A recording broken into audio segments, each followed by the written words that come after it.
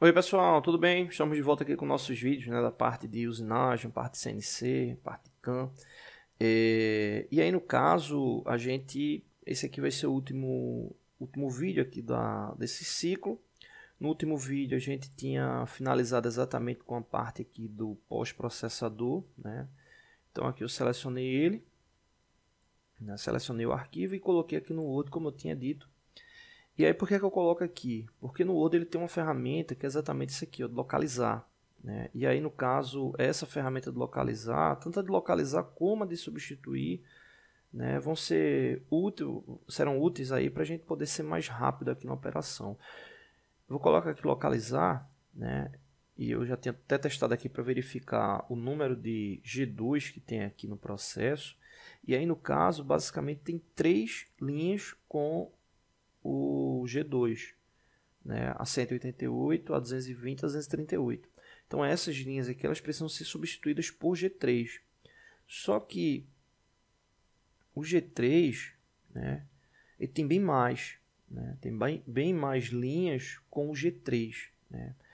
Aí o que é que a gente faz? O que é que fica mais prático aqui? Porque aí tem um detalhe importante. Eu vou colocar aqui o G2. Observa que tem alguns códigos como G21, G28, né? Que aí no caso eu tenho que tomar cuidado para, se eu fizer a troca, né, para não alterar aqui esses programas, essas linhas, né? Então vai ficar mais prático para mim, como só são 3, né, de deixar marcadas essas linhas, a 188, 220 e 238. Posso clicar aqui nela, vou vir aqui, vou deixar ela aqui de vermelho.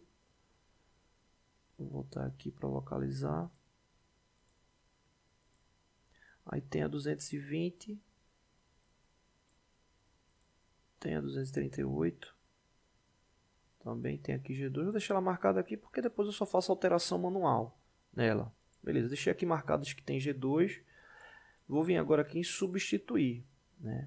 Aí substituir, o que é que eu vou fazer? Vou substituir todos que são G3, substituir por G2. Pronto. Aí vou colocar aqui, ó, substituir tudo. Pronto, o outro concluiu a substituição, foram 22 substituições. Vou dar aqui o OK. Aí agora, todo o programa aqui, ele só está com G2, né? Só está com G2. Obviamente G1 e G0 não vou fazer alteração, que é movimento linear, o problema é só no raio. Aí agora eu vou voltar naquelas linhas que eu marquei de vermelho para poder alterar esse G2 para G3. Que o problema do pós aqui para uso naquele software, né, CNC Simulator, é exatamente essa inversão que tem lá, né? O G2 por G3 e o G3 por G2. Então tem mais um aqui. Esse G2 vou trocar por G3 e tem a última, tá aqui. Pronto. Então, teoricamente aqui o programa está pronto ali para operação, né? O único detalhe que pode ser que ele não funcione é a questão do cabeçalho, né? Que ele pode gerar algum conflito ali no cabeçalho, na sintaxe do cabeçalho, mas eu já vou pegar ele do jeito que está aqui mesmo e vou copiar e colar lá para a gente verificar se vai dar alguma mensagem de erro, tal, né? Alguma coisa ali do cabeçalho.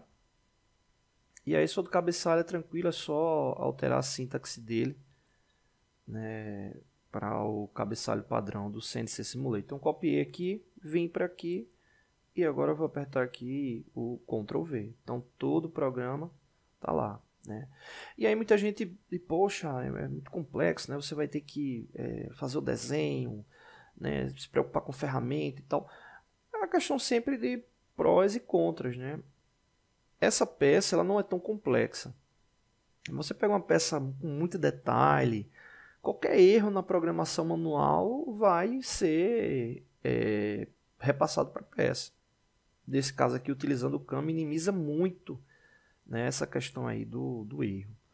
Bom, tranquilo aqui. Agora que eu vou apertar o play para a gente ver aí a operação, ver se ele vai simular ou vai dar algum erro aí no processo. Ó, então, ele já foi. Normalmente, quando tem algum erro de sintaxe, ele já informa logo. Né? Como não deu erro de sintaxe, aí ele já está na operação. O que pode ocorrer de erro é tipo... aqui tem um detalhe. Ó. O M1, referente à parada na mudança ali da ferramenta, né? Então tem esse detalhezinho aqui para para o processo, né? No caso aqui M1 para operação. Play aqui de novo. Aqui ele vai parar de novo lá no M1. Normalmente quando chega no M1, né, essa parada opcional, ele fica com o play ativado para você apertar novamente, né? Mas aí no caso ele não tá fazendo isso. Deixa eu ver aqui. Acho que como a gente vai usar só essa ferramenta, eu vou só apagar essa linha aqui. E aí tá tranquilo. Se a gente fosse trocar mais vezes as ferramentas, eu poderia voltar lá no Word aqui, procurar todos os M1s e fazer a troca, né? Eu vou até colocar aqui para localizar, para a gente ver a quantidade de M1. Ó, então o M1 só tem uma vez mesmo, que é nessa linha N33, que o M1 ele faz a parada ali da máquina, né? Então no caso aqui, como é só um, eu já apaguei ele, vou voltar lá para o simulador e vou apertar aqui o play de novo.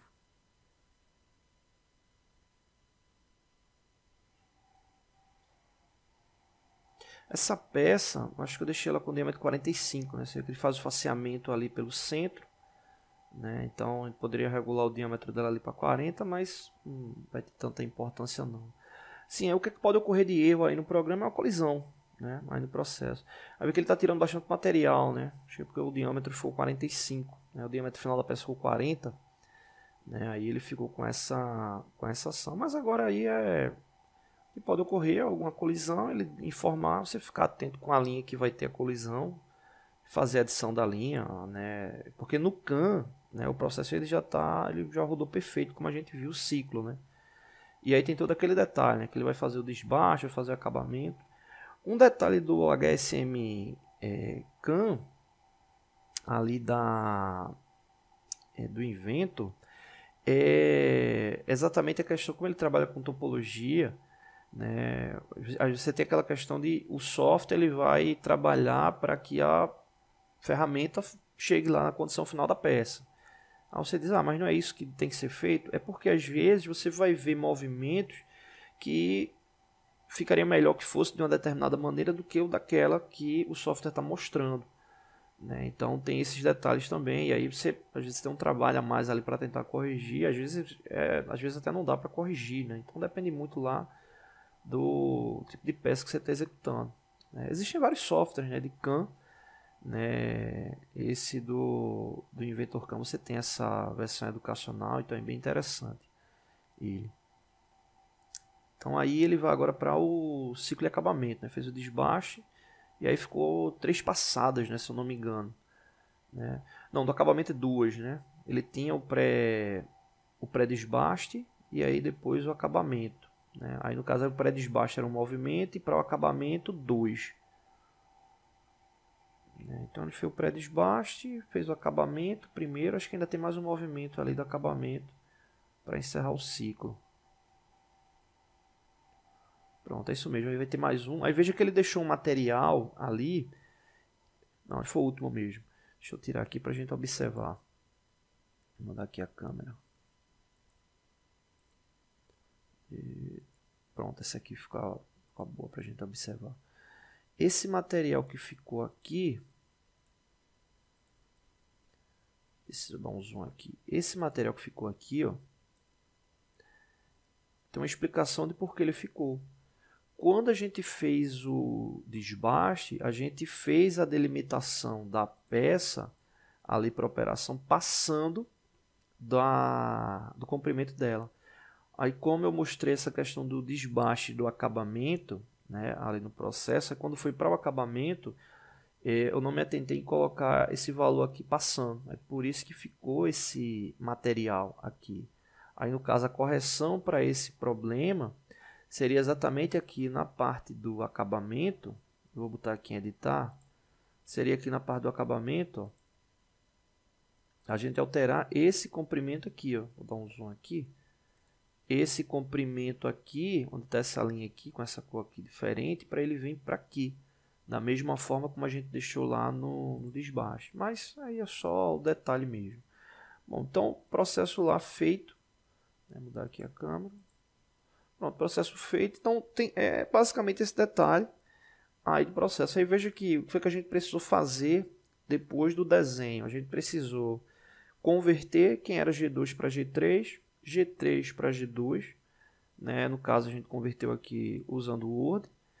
E durante a operação, a gente observou que ficou com aquele M1 no programa. Como ficou, só teve uma troca de ferramenta, só teve um único M1, aí a gente editou direto no programa, apagando esse M1 para não dar parada. Agora, claro, se tivessem mais trocas de ferramentas, provavelmente em cada troca de ferramenta iria aparecer aquele M1 e, obviamente, você teria que apagar para ele estar dando continuidade. E essa questão aqui do material foi só aquele passe final, né? Aí pronto, exemplo, um passe final como esse aí, eu já não acharia interessante você editar no programa, né? Seria mais prático você voltar lá no CAM, alterar aquele comprimento, obviamente você ia ter que trocar novamente o G2 por G3, mas você minimizaria muito a questão de um erro ali na edição do programa, já que você está utilizando o CAM, tá bom? Então é isso, não deixe de se inscrever no canal e aí a gente volta com a sequência para a usinagem com o centro de usinagem, né? Fazendo essa ação também do Inventor, né? Usando depois o HSM CAM e depois passando para o CNC Simulator, nesse caso aí para o milling, né? Que é para a parte do centro de usinagem. Então é isso, valeu.